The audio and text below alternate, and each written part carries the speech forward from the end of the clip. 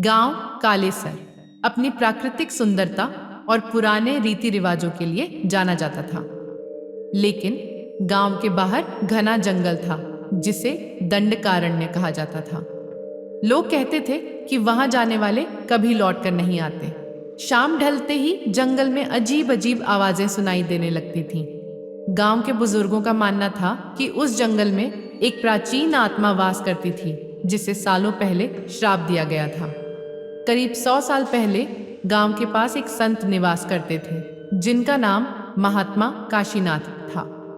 वे जंगल में तपस्या किया करते थे, लेकिन एक रात कुछ बाहरी तांत्रिकों ने वहां आकर उनके यज्ञ को भंग कर दिया। कहते हैं कि उन्होंने काले जादू से जंगल की ऊर्जा को दूषित कर दिया।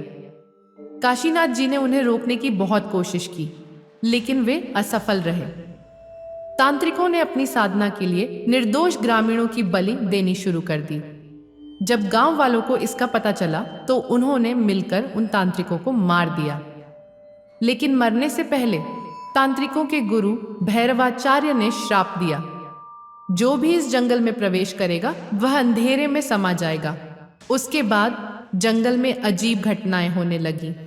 लोग वहां जाते और फिर कभी वापस नहीं आते। समय बीतने के साथ नई पीढ़ी ने इन कहानियों को केवल अंधविश्वास समझा। गांव के 4 दोस्त विवेक, अजय, सूरज और रोहित ने यह तय किया कि वे इस जंगल की सच्चाई का पता लगाएंगे। उन्होंने योजना बनाई कि पूर्णिमा की रात जंगल में जाएंगे और सबूत इकट्ठा करेंगे। गांव के बुजुर्गों ने उन्हें रोकने की कोशिश की, लेकिन वे नहीं माने। रात के समय चारों दोस्त टॉर्च और कैमरा लेकर जंगल में घुसे। अंदर घुसते ही माहौल अजीब लगने लगा। हवा ठंडी थी, लेकिन किसी अदृश्य शक्ति का एहसास हो रहा था। जैसे जैसे वे अंदर बढ़े, उन्हें एक पुराना मंदिर दिखा। मंदिर की दीवारों पर अजीब आकृतियां बनी थीं। अचानक हवा तेज हो गई और उन्हें लगा जैसे कोई उन्हें देख रहा हो।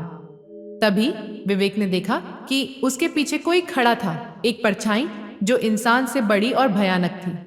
अजय ने कैमरा उस ओर घुमाया, लेकिन कैमरा काम करना बंद कर दिया। सूरज ने घबराकर भगवान का नाम लिया। तभी वह परछाई हंसने लगी।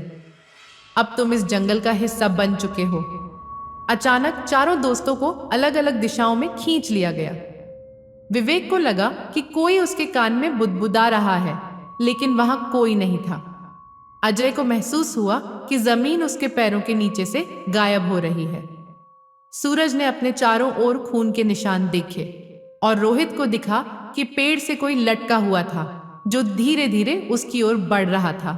चारों बेतहाशा चिल्लाने लगे और किसी तरह वापस गांव की ओर भागे, लेकिन रास्ता खत्म ही नहीं हो रहा था। ऐसा लग रहा था कि जंगल उन्हें अपने भीतर समा लेना चाहता है। तभी अचानक एक जोरदार चीख गूंजी और सब कुछ शांत हो गया। वे चारों बेहोश हो गए। सुबह गांव वालों ने चारों को जंगल के किनारे बेहोश पाया।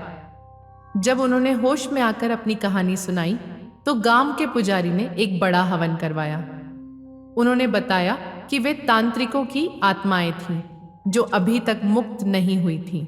हवन के बाद जंगल से कुछ दिनों तक कोई अजीब घटना नहीं हुई, लेकिन गांव वालों को पता था कि श्राप पूरी तरह खत्म नहीं हुआ। आज भी जो भी उस जंगल में जाता है वह हवा में किसी के बुदबुदाने की आवाजें सुन सकता है।